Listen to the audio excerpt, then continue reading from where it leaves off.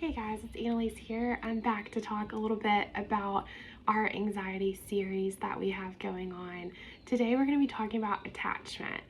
So if you watched our workshop, or if you haven't yet, it's free on YouTube. We talk a little bit about attachment there and different attachment styles, but this blog post is all about attachment. So what is attachment? So attachment is basically how you relate to your caregivers as you are a child.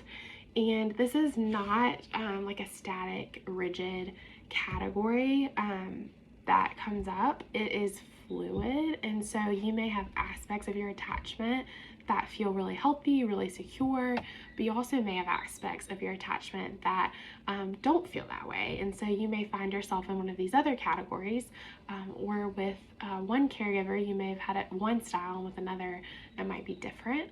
But the important thing is that attachment styles are directly related to how we interact with people today.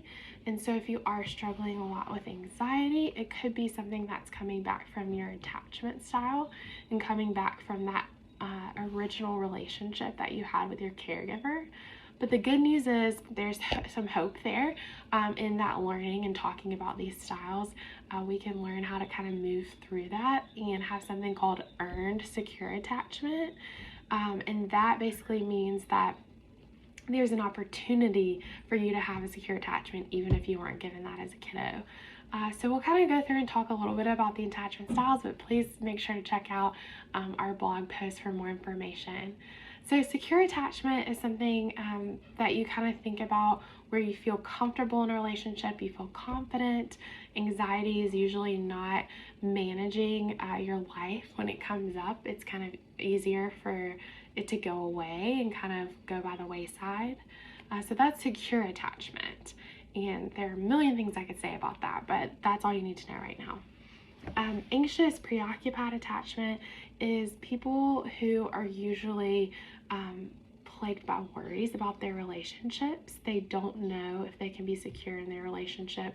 They want constant reassurance, and probably because they fear abandonment, because maybe that was communicated early on that either emotionally or physically abandonment was a possibility if they weren't maintaining some sort of relationship with their caregiver. Dismissive-avoidant attachment is someone who is usually self-reliant because maybe their needs were dismissed by others, they were avoided. They're often uncomfortable with emotional intimacy with others, and so they tend to kind of suppress their emotional needs, which can also lead to anxiety as well. And then there's fearful-avoidant or disorganized attachment. And so this style can be a breeding ground for intense anxiety because women are grappling with the unpredictability of emotions and relationships. So this is kind of a push-pull dynamic where they may really fear rejection, but they also really want emotional engagement. So there might be some swings and extremes. And so there are a couple tips that we have up on the blog about if you have these different attachment styles, ways to kind of cultivate secure attachment in relationships. But for anxious preoccupied women, self-soothing techniques can be really, really helpful, grounding you in your nervous system. We talk about that a lot in some of our other blog posts as well. For dismissive and avoidant women, challenging some of that vulnerability to see if it's coming from a place of being triggered. And obviously doing that with a trusted therapist is highly recommended, but being able to kind of explore that. And then for fearful avoidant women, being able to find trusted community to help you work through the sources of your emotional turbulence. Again, that therapist relationship is really, really important here, and understanding like the past traumas that might have come through this attachment style. So cultivating self-compassion, self-awareness is really, really important. If you've heard any of my other talks or blog posts, you know that I'm really, really big on self-compassion.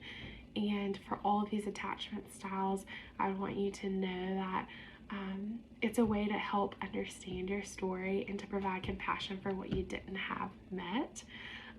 in your early childhood needs, and a jumping off ground to be able to help understand how can we get some of those needs met. So there's so much more to say about that, but that's kind of an overview of attachment styles and how they can interact with anxiety. And please check out more on the blog and more on our recent workshop as well.